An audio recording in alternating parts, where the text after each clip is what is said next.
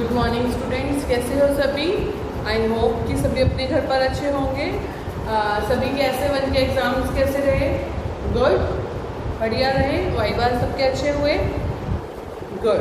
तो चलिए अब हम अपने S2 का नया सिलेबस करने वाले हैं, नेक्स्ट चैप्टर करने वाले हैं, चैप्टर नंबर 10, जिसका नाम है झांसी की रानी। जिसका नाम है झांसी की रानी।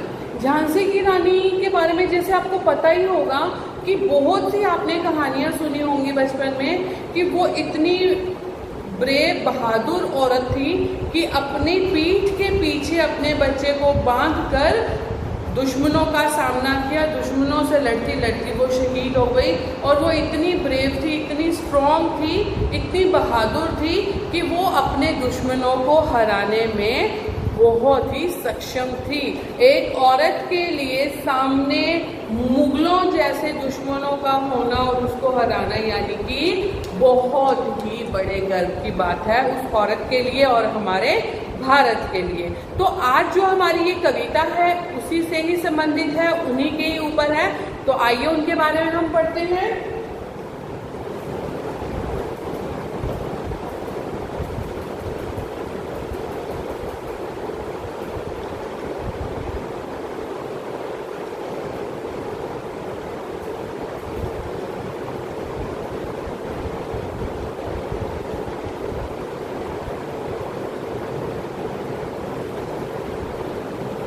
इसमें बताया गया है कि जो हमारा भारत है अत्यंत प्राचीन देश है। इसे सोने की चिड़िया भी कहा जाता है। इस धरती पर राम, कृष्ण, बुद्ध, महावीर, गुरु नानक आदि महापुरुषों ने अवतार लिया। यह धरती रानी लक्ष्मीबाई, राणा प्रताप, शिवाजी, पृथ्वीराज चौहान जैसे वीरों की जन्मभूमि है। प्रथम स्वतंत्रता संग्राम में अनेक वीर नर नारियों ने अपना बलिदान कर भारत के लोगों में स्वतंत्रता प्राप्त करने की चाह को जगा दिया। रानी लक्ष्मीबाई ऐसी नारियों में प्रमुख थी जिसने भारत को स्वतंत्रता दिलाने के लिए अपने प्राणों की बाजी लगा दी और उसमें असीम देश प्रेम की भावना थी। अतः अपने देश को न केवल स्वतंत्र बनाए रखने के लिए प्रयत्नशील रहना चाहिए, उसे उन्नत और समृद्ध करने में भी अपना योगदान देना चाहिए। कविता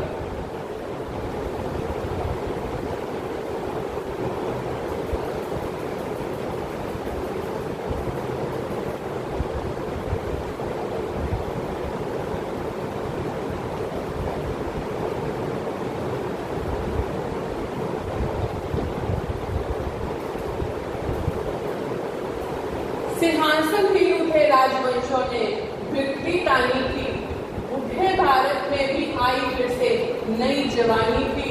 घूमी हुई आजादी की कीमत सबने पहचानी थी, फिर दूर फिरंगी को करने की सबने मन में ठानी थी।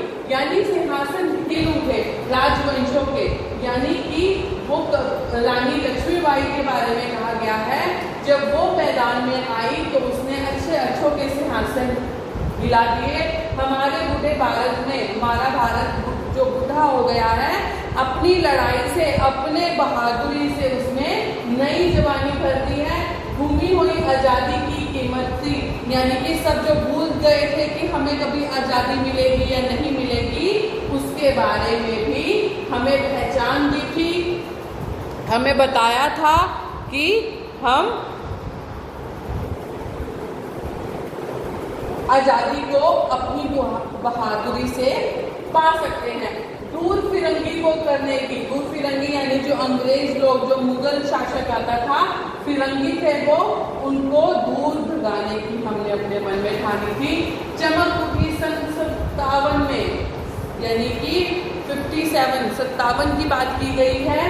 चमक उठी सन 57 में वह तलवार पुरानी थी, मतलब वो जो चमकी थी वो तलवार पुरानी थी। बुंदेले खरगोलों के मुंह हमने सुनी जो कहानी थी, यानी कि बुंदेला और खरगोलों के मुंह से झांसी की रानी के बारे में हमने सुना था। खूब लड़ी मर्दानी वह तो झांसी वाली रानी थी, यानी कि जो वो रानी मर्दों की तरह लड़ी थी वो कौन थी? झांसी की रानी लक्ष्मीबाई।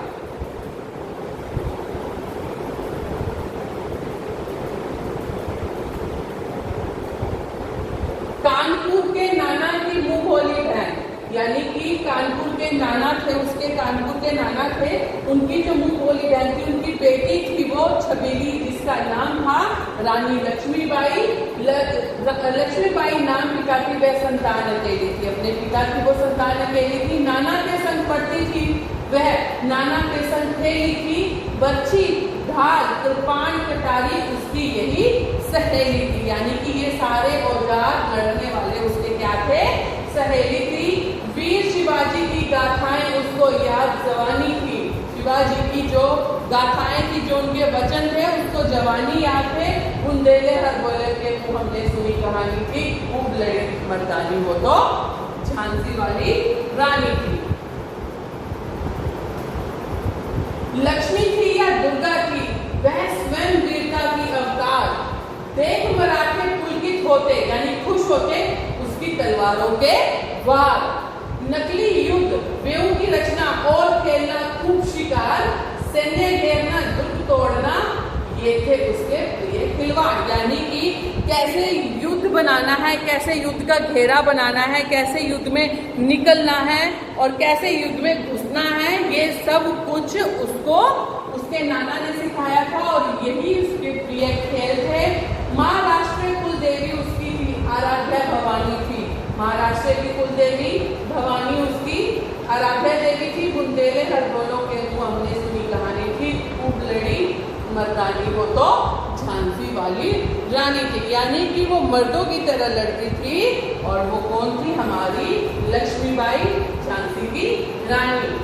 हुई वीरता की वैभव के साथ सगाई झांसी में, यानी कि झांसी में वो शादी करके गई थी, ब्याह हुआ, रानी बन गई लक्ष्मीबाई झांसी में। राजमहल में बजी बजाई, खुशियां छाई झांसी में, सुबह बंदेलों की वीरता बनी सी वह आई झांसी में। चित्रा ने अर्जुन को पाया, शिव से मिली भवानी थी, बुंदेलों हरबेलों के मुंह हमने सुनी कहानी थी, खूब लड़ी मर्दानी वो तो झांसी वाली रानी थी। यानी कि जैसे शिव भोले और भवानी माता का आपस में मेल है, वैसे ही जो झांसी वाली रानी थी, जब वो आई थी बुंदेलों के घर में, तब उनकी ही भी जोड़ी ऐसी थी, पूरे झांसी में खूब जश्न मनाया गया था और उसके लिए वीर गाथाएं गाई गई थी। उदित हुआ सौभाग्य, यानी कि सूर्य जैसे उदय होता है हमारा सौभाग्य, वैसे उदित हो गया है जब हमारे महल में वो शादी करके आई है झांसी में। मुदित महलों में उजियाली छाई, सब जगह उजियाला छा गया था, किंतु काल गति चुपके चुपके काली घटा घेर लाई। यानी कि बुरा समय अपना आते आते बुरा टाइम समय ले आया। तीर चलाने वाले करने उसे चूड़ियां कब भाई, यानी कि जिस हाथों से तीर चलते थे, धनुष चलते थे, तलवारें चलती थी, उस हाथों में चूड़ियां कब पहनी और कब उतर गई पता ही नहीं चला। यानी कि रानी विधवा हुई, हाय विधि को भी नहीं दया आई। यानी कि इतने दिनों बाद अगर रानी लक्ष्मीबाई की जिंदगी में खुशियां आई थी, शादी हुई थी, उनके हाथों में चूड़ियां पहनी गई थी, पर वो भी समय को हजम नहीं हुई। उन्होंने क्या हुआ, काली घटा आई और फिर रानी लक्ष्मीबाई विधवा हो गई और विधि को भी उन पर दया नहीं आई। निसंतान बने राजा जी, यानी कि उनके बच्चा होने से पहले राजा मर गया था। रानी शोक समानी थी, बुंदेले हरबोलों के मुंह हमने सुनी कहानी थी, खूब लड़ी मर्दानी में तो झांसी वाली रानी थी। यानी कि इनके पति कैसे मर गए थे, निसंतान, उन्होंने अपने बच्चे को भी नहीं देखा था। बुझा दीप झांसी का तब डलहौजी मन में हर्षाया, यानी कि जब झांसी का राजा मर गया तो डलहौजी बहुत खुश हुआ कि अब ये झांसी मेरी हो गई है। राज्य हड़प करने का उसने यह अच्छा अवसर पाया, फौरन फौजी भेजी दुर्ग पर अपना झंडा फहराया। लावारिस का वारिस बनकर ब्रिटिश राज्य झांसी आया। अश्रुपूर्ण रानी ने देखा झांसी हुई वीरानी थी, बुंदेले हरबले मुंह से हमने सुनी कहानी थी, खूब लड़ी मर्दानी वह तो झांसी वाली रानी थी। यानी कि जब झांसी का राजा मर गया तो डलहौजी को ये हुआ कि अब झांसी में कौन है, अब झांसी का देखभाल कौन कर सकता है, तो अब तो मेरे लिए और भी आसान हो गया है झांसी पर कब्जा करना। अभी रानी लक्ष्मीबाई के आंसू भी नहीं सूखे थे कि डलहौजी ने वहाँ पर अपना झंडा फहरा दिया। और उसके बाद जब रानी लक्ष्मीबाई ने सोचा कि उसने तो झांसी को लावारिस समझा है, ये नहीं हो सकता, और रानी ने अपनी तलवार को उठा लिया। अनुनय विनय नहीं सुनता है, विकट फिरंगी की माया, यानी कि सुख दुख अच्छा बुरा नहीं देखता है, फिरंगी की माया है, व्यापारी बन गया चाहता था यह भारत आया, यानी कि व्यापारी बनना चाहता था भारत में आकर, पर ये तो भारत के ऊपर ही कब्जा करना शुरू कर दिया। डलहौजी ने पैर पसारे, अब तो पलट गई काया, राजाओं नवाबों को भी उसने पैर ठुकराया, यानी कि उसने आकर अपनी इतनी हड़प मचा दी थी भारत में, हर कोने कोने में वो अपना राज चाहता था। जैसे आपको पता होगा जब आप पढ़ते हो स्वतंत्रता से पहले यहाँ पे अंग्रेजों का राज था, तो उन्होंने ऐसे ही धीरे धीरे यहाँ पर आकर अपना राज जमाना शुरू किया। रानी दासी बनी है दासी अब महारानी की, बुंदेले हलबलों के मुंह हमने सुनी कहानी थी, यानी कि वो रानी को दासी बनाना चाहता था, पर रानी क्या थी, रानी तो रानी थी, इसलिए अपने रानी बने रहने के लिए, रानी ही मर जाने के लिए लड़ी और उनके सामने अपनी मर्दों जैसी हिम्मत को दिखाया। चीनी राजधानी दिल्ली की लिया लखनऊ बातों बात, यानी कि राजधानी जो दिल्ली राजधानी है उसको छीन लिया, लखनऊ भी बातों बातों में, यानी कि संधि करा लेते थे ये लड़ाई से पहले अंग्रेज लोग, वो बातों बातों में ले लिया। कैद पेशवा था बिठुर में, और पेशवा को भी अपने कैद में ले लिया हुआ। नागपुर की भी गात, नागपुर को भी ले लिया, उदयपुर, तंजौर, सतारा, कर्नाटक की कौन भी साथ, यानी कि कोई भी वहां का कोई राजा ऐसा नहीं था जो इन अंग्रेजों के साथ लड़ सके। जबकि सिंध पंजाब ब्रह्मा पर अभी हुआ था ब्रजनिपात, यानी कि अभी उनसे लड़कर इसी सिंध पंजाब और ब्रह्मा के लिए उनके साथ लड़ाई हुई थी, और उनका भी उन्होंने अपना कब्जा कर लिया था। बंगाल, मद्रास आदि की भी यही कहानी थी, यानी कि उन्होंने सब जगह लड़ाई कर करके, किसी से संधि करके, लड़ाई करके कब्जा कर लिया था। फिर यही बात है कि बुंदेले हलबलों के मुंह हमने सुनी कहानी थी, खूब लड़ी मर्दानी वह तो झांसी वाली रानी थी। रानी रोई रानी बातों में, बेगम गम से थी बेजार, यानी कि उनकी जो सांस थी वो भी गम था, होता ये गम मेरा बच्चा मर गया है। उनके गहने कपड़े बिकते थे कलकत्ते के बाजार, यानी कि वो बेगम के जो कपड़े थे वो कलकत्ते के बाजार में बिकते थे। अरे आम नीलाम छपते थे अंग्रेजों के अखबार, यानी कि रानी के राजनिवासों में उन्होंने रहना शुरू कर दिया था। बेगम गम से थी बेजार, और उनके कपड़े बिकते थे कलकत्ते के बाजार, सरेआम नीलाम छपते थे अंग्रेजों के अखबार। नागपुर के जेवर ले लो, लखनऊ के नौलख हार, यानी कि अभी भी होता है जो नौलखा हार है वो लखनऊ का सबसे फेमस है, और नागपुर के जो जेवरात हैं, यानी कि जो ज्वेलरी हम डालते हैं वो सबसे फेमस किसकी थी, लखनऊ की थी, वो सब उन्होंने अपने कब्जे में ले ली थी। यूँ पर्दों की इज्जत पर देशी के हाथ बिकानी थी, यानी कि वो सारी चीज़ों के ऊपर उन्होंने अपना हक जमा लिया था। बुंदेले हलबलों के मुंह हमने सुनी कहानी की, खूब लड़ी मर्दानी है तो झांसी वाली रानी की। कुटिया में थी विश्व वेदना, महलों में आहत अपमान, यानी कि कुटिया में भी औरत को सही तरीके से नहीं रखा जा रहा था, महलों में भी उनका अपमान किया जा रहा था। वीर सैनिकों के मन में था अपने पुरखों का अभिमान, यानी कि जो सैनिक लड़ रहे थे उनसे अपने पुरखों का अभिमान था उनके मन में। नाना धुनबुत पेशवा जुट रहा सब सामान, यानी कि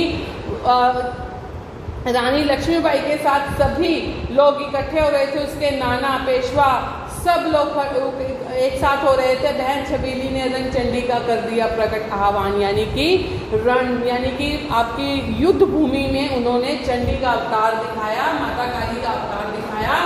हुआ यज्ञ प्रारंभ, उन्हें तो सोई ज्योति जगानी थी, यानी कि जो रानी लक्ष्मीबाई थी उन्होंने सोए हुए लोगों को जगाया। बुंदेले हलबलों के मुंह से सुनी कहानी थी, खूब लड़ी मर्दानी है तो झांसी वाली रानी थी। के ज्वाला सुलगाई थी, यह स्वतंत्रता की चिंगारी अंततम से आई थी। झांसी चेती, दिल्ली चेती, लखनऊ लपेटे छाई थी, मेरठ कानपुर पटना ने भारी धूम मचाई थी। यानी कि महलों से भी और झोपड़ियों से सब औरतें उनके साथ बाहर निकल के आई लड़ने के लिए, क्योंकि एक स्वतंत्रता की चिंगारी जो उठी थी।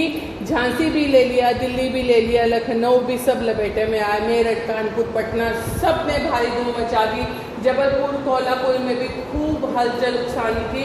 बुंदेला हरबंदों के मुँह से सुनी कहानी थी, खूब लड़ी मरदानी है तो झांसी वाली रानी थी।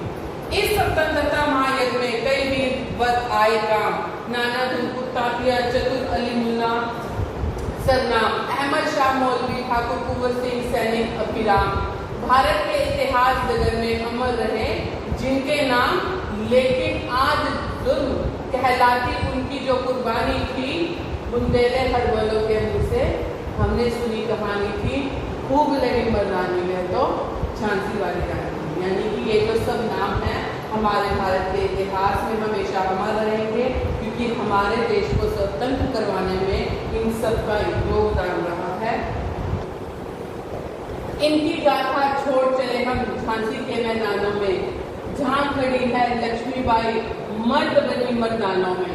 लेफ्टिनेंट वॉकर आप पहुंचा, लेफ्टिनेंट वॉकर अंग्रेज है जो उनसे लड़ने आया है। आगे बढ़ा जवानों में, रानी ने तलवार खींच ली, हुआ आसमानों में, जख्मी होकर वॉकर भागा, उसे अजब हैरानी थी। यानी एक औरत के साथ भिड़कर औरत से मार खाकर भागा। बुंदेले हरबोलों के मुँह से हमने सुनी कहानी थी, खूब लड़ी मर्दानी वो तो झांसी वाली रानी थी। रानी बड़ी कल्पी आई, 10 मील निरंतर पार, घोड़ा कतर गिरा भूमि पर, गया स्वर तत्काल सुधार।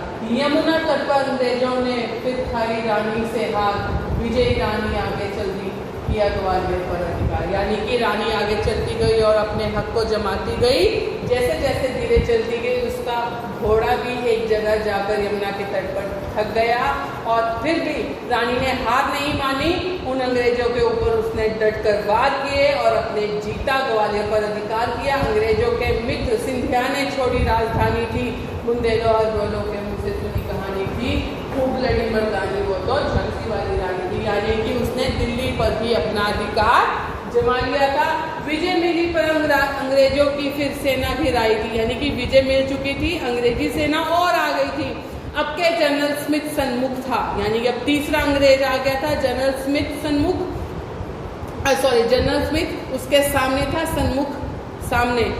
उसने मुंह की खाई थी, यानी उसको भी हार कर गिराया। कान्हा और मंदरा सखियां रानी के संग आई थी।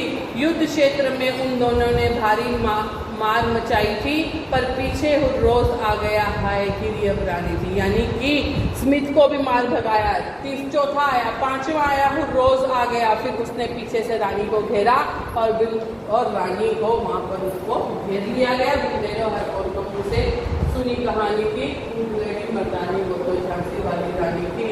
तो भी रानी मार काट कर चलती बनी सैन्य के पार। यानी कि उसके शरीर पर जख्म हो गए थे, फिर भी वो अपने अंतिम सांस के साथ युद्ध में लड़ती रही। किंतु सामने नाला आया, वह संकट विषम अपार, घोड़ अड़ा नया घोड़ा था। यानी कि वो जो घोड़ा था वो नया था, वो रानी का साथ नहीं दे पाया। इतने में आ गए सवार, रानी एक शत्रु बहु तेरे। यानी कि शत्रु रानी एक थी और शत्रु बहुत सारे होने लगे वार पर वार। घायल होकर गिरी सीढ़ी हुई वीर गति पानी थी।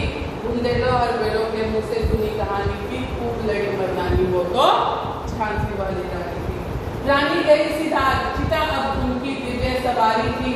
मिला तेज तेज की वह सच्ची अधिकारी थी। यानी कि आग से आग मिली है, जब वो अपनी चिता पर लेटी हैं तो आग से आग मिली है, तो वही उनकी सच्ची सवारी थी। अभी उम्र कुल 23 ही थी, 23 साल की थी वो। रानी लक्ष्मीबाई मनुज नहीं अवतारी थी, हमको जीवित करने आई वह स्वतंत्रता नारी थी। दिखा गई पर सिखा गई हमको जो सीख सिखानी थी। बुंदेलों हरबोलों के मुँह हमने सुनी कहानी थी, खूब लड़ी मर्दानी वो तो झांसी वाली रानी थी। जाओ रानी याद रखेंगे हम कृतज्ञ भारतवासी। यानी कि हम भारतवासी उनका ये मोल नहीं दे सकते, उनको धन्यवाद नहीं कर सकते वो जो हमारे देश के लिए करके गई हैं। यह तेरा बलिदान जावेगा स्वतंत्र अविनाशी होवे चुप इतिहास लगे, सच्चाई को चाहे फांसी हो बदमाती विजय मिटा दे गोलों से चाहे झांसी, तेरा स्मारक तू ही होगी तू खुद अमिट निशानी थी, बुंदेले हर वेला मुंह से सुनी कहानी थी, खूब लड़ी मर्दानी वो तो झांसी वाली रानी थी। यानी कि उसकी स्मारक बनाएगी, उसकी अमिट निशानियां जो कभी नहीं मिट सकती निशानियों के बारे में बताया गया, और उसको अपने स्वतंत्रता संग्राम के बारे में भी कहा गया कि वो हमारे स्वतंत्रता भारत को स्वतंत्रता दिलाने वाली सबसे अहम नारी, मुख्य नारी थी, जिसका नाम की सुनहरे अक्षरों में भारत के लिए लिखा जाएगा।